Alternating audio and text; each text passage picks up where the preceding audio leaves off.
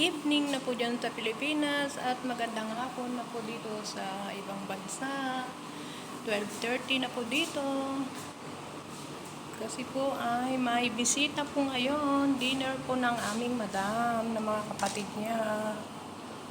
Ayan po mga dates, parang kamatis. Dates po yan na pula. Dates na dilaw, na hindi masyadong hinog. Dates na hinog na hinog. At atsyal. Yan po, mahilig po sila neto, yung mga brother and sister ni madam. Kumusta po? Ngayon po ay may bisita.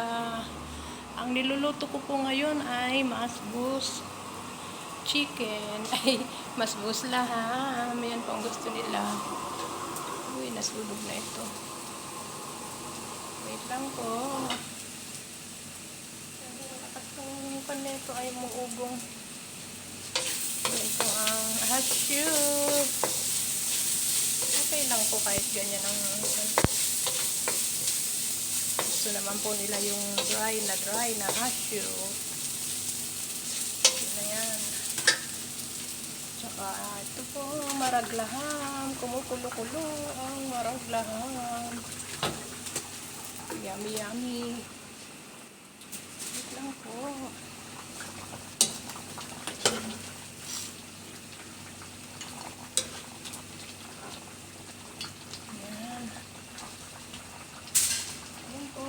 Maraglaam. Ito po ang kanin ng masbus na may ayan po sasama po ito ganon, ayan ito pong laham nila, ayan. Pinapalambot ko pa po tapos ipapry po natin ito sa little oil. Ayan po ang kanilang dinner. Pati na po ang lunch. Kasama na po yan. Wait lang po. Ayan po.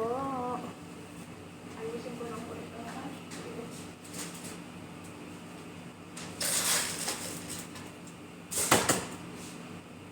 Dito sa kabilang kanin.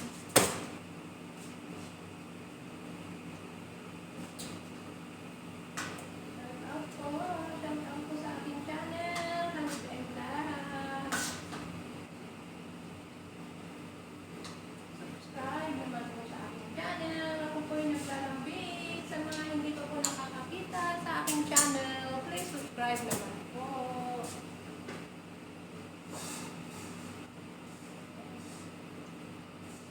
Actually naman natin na masunod. Dahil sa nasa-video.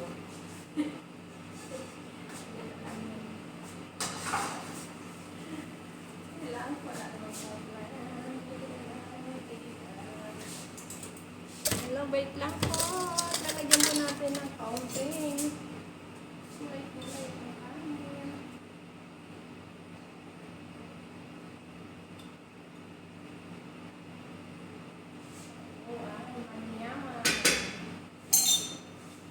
Yan po, tignan po ninyo. Oo, yan.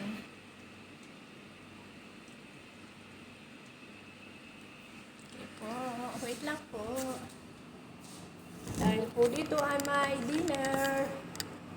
May dinner po dito. May dinner every week po. Dati po kasi hindi po sila laging nag-dinner. Ngayon po ay hindi na ang may dinner.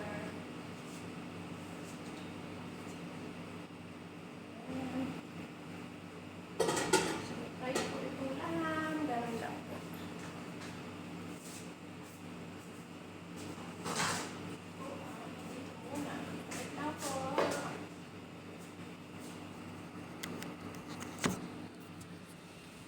Ganyan lang po ang kanilang dinner. Tapos po ay mamaya pa po mga alas 7 po sila kakain.